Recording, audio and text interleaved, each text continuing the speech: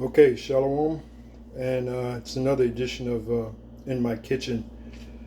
What you're looking at is zucchini bread. This is my very first zucchini bread that I made. Made it about maybe 3 hours ago.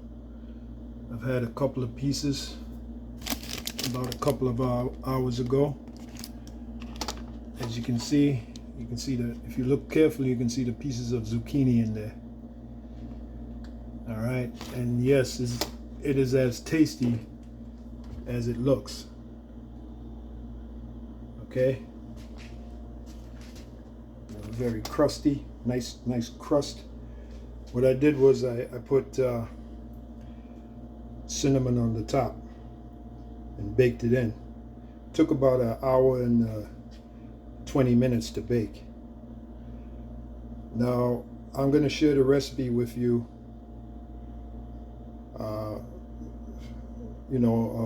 In this video, I'll put it in the comment section. But this is what's in there. These are the ingredients. Okay, macadamia milk, as you see here. Don't mess with that cow's milk, man. That's not good stuff.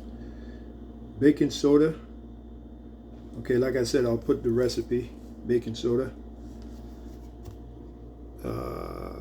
For the sweetener, monk fruit, Lancato monk fruit sweetener. It's a raw cane sugar replacement. A lot healthier than sugar, white sugar, and these different sugars. This is a lot healthier. Monk fruit. Just Google the benefits. And for the flour, I used a cup, maybe a cup and a half of organic coconut flour, and I also use cassava flour. Both, as you can see, is gluten-free. In other words, grain-free. These are grain-free flours. Like I told you, I'm trying to stay away from the grains. And then you have the cassava flour, as you can see down here, grain-free, gluten-free, grain-free, nut-free. Yes. And then you have the grain-free baking powder. I use that as well.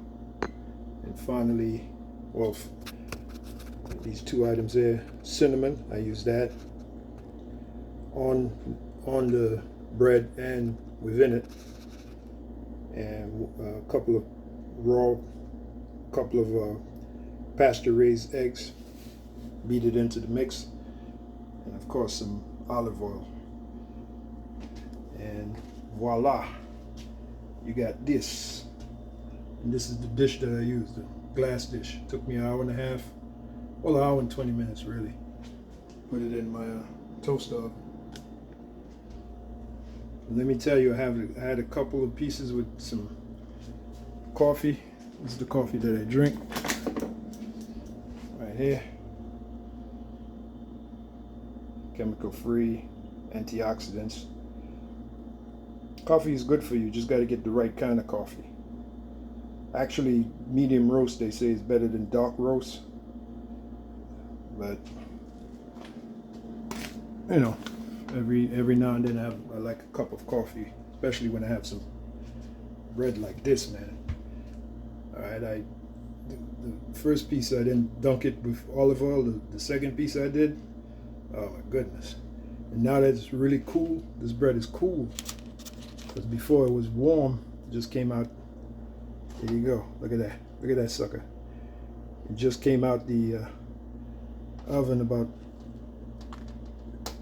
2 hours ago, 3 hours ago, and now that it's cooled down. When you bake it, after you bake it, you usually put it on a rack, so it can cool. And you use the parchment paper to bake. All right. What I did was I sprayed the with this right here. This right here. Sprayed the glass dish with it, Then put the parchment paper so that it doesn't stick. And put the bread, put the mix. You know, you get your big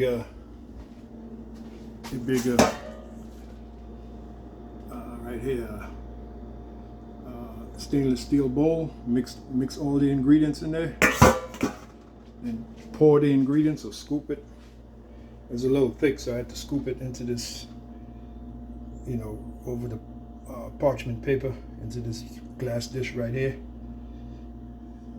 and then bake the bread, man. Look at that. My first one, my very first one. So that's all right. So of course I'm going to be doing that a lot more, baking, trying other recipes. I might do this is a pure zucchini bread. I might do a zucchini / apple, you know, green apple bread. Zucchini / green apple bread. Zucchini and green apples go good together. Earlier I had the spiralized zucchini meal with slices of green apple with a generous portion of salmon, wild caught salmon that I hooked up. Basically, if you want to have some kind of health and watch your weight, you got to cook for yourself, man. You really do. That's how it was done in the ancient time. You know, I spent some time in St. Lucia. There were no fucking restaurants everywhere. You had to go to the city for that. People that lived in the country, guess what they did? Yeah, that's right. They cooked for themselves. That's why they were so healthy. They had to be, to do that hard work, working on the plantations down there, the banana plantation. Man, I did that I worked on my father's banana plantation. He has a small one. When I went back in '82, because I was doing lousy in high school, so my father said, well, you doing lousy in high school, you might as well come back to St. Lucia with me. His exact words was, I'll show you how the other half live. Yeah. Now, I had lived in St. Lucia before, but I was a little boy, so I didn't really remember. But when I went back, actually the winter of 1982, all 1983, I was down there in St. Lucia. That's hard work, man, working on that banana plantation. Now that's hard work. Americans don't know nothing about that, man. So the point I'm making is they cook for themselves. They eat the fresh fish, they eat the dasheen, they eat the yam, the banana cooked. So I'm well adverse in cooking, man.